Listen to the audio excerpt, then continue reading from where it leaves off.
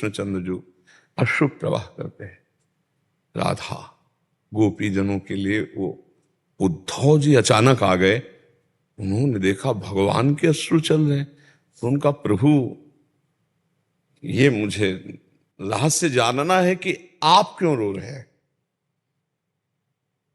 आप क्यों रो रहे हैं, मतलब आपका रुदन, आप ज्ञान समुद्र हैं, आप ही आप तो हैं, फिर आप रुदन किसके लिए कर रहे हैं।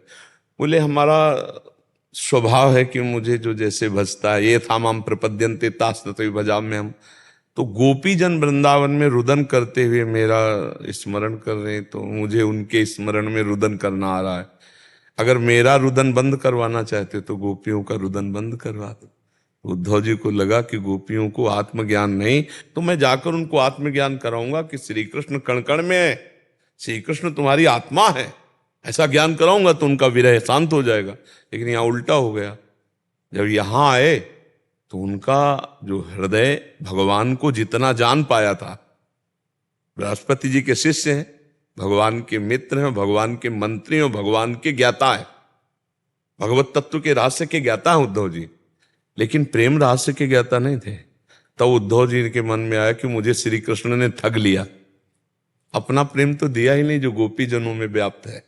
गोपी जनों की जो प्रेम दशा देखी तो मांगा कि मुझे वृंदावन की कोई गुल्म लता औषधि बना दी जाए, तो इन ब्रज गोपियों की चरण रज हमारे पे पड़े तो थोड़ा हम में प्रेम आ जाए। फिर उनके अंदर एक प्रश्न खड़ा हो गया कि ऐसे प्रेमी में जो हमने प्रेम विकलता देखी, तो ये हमारे मित्र श्री कृष्ण कितने निर्दयी हैं कि इतनी दूर रहते हैं, उनसे इतनी दूर रहते। तो बड़े उसमें भगवान के प्रेम का रहस्य केवल प्रेमी जन जानते हैं। एक दिन युधिष्ठिर जी महाराज जब महाभारत का युद्ध हो रहा था तो भगवान के शिविर में गए तो भगवान ध्यानस्थ थे। प्रश्न खड़ा हो गया कि सारा जगत तो इनका ध्यान करता है, इनका आराध्य देव कौन है जिनका ध्यान कर रहे हैं। जब भगवान ध्यान से बाह्य दशा को आए तो युधिष्ठिर जी ने पूछा, प्रभु मैं जिस कार्य के लिए आया था वो तो बाद में पूछूंगा, पहले ये बताओ आप किसका ध्यान रखते हैं, कौन ऐसा है जिसका आप ध्यान धर रहे हैं। तो उनका भीष्म जी मेरे ध्यान में तन्मय सरसैया में पड़े हुए, इस समय मैं भीष्म का ध्यान कर रहा था। ये था माम प्रपद्यन्ते तात, भक्त तो वही है जिसके जागृत स्वप्न सुषुप्ति में अपने इष्ट के सिवा और कोई स्फुरण ही न रह जाए, उसे प्रेमी भक्त कहते हैं।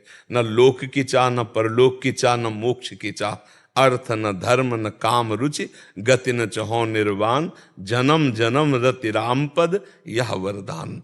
यत्र यत्र मम जन्म कर्म भी नारके परमे पदे थवा, राधिका रथ निकुंज मंडली तत्र तत्र हृदय में विराजताम। जहां जहां भी जाऊं नरक स्वर्ग अपवर्ग, वहां मेरी लाडली जो अपने परिकर सहित हो, बस मुझे न मोक्ष की चाह है न किसी परम पद की चाह है। प्रेमी अपने प्रीतम के सिवा और कोई चाह नहीं रखता है, वही प्रेमी है। और जिसे किसी की भी कोई चाह परवाह नहीं, अपने मोक्ष की परवाह है,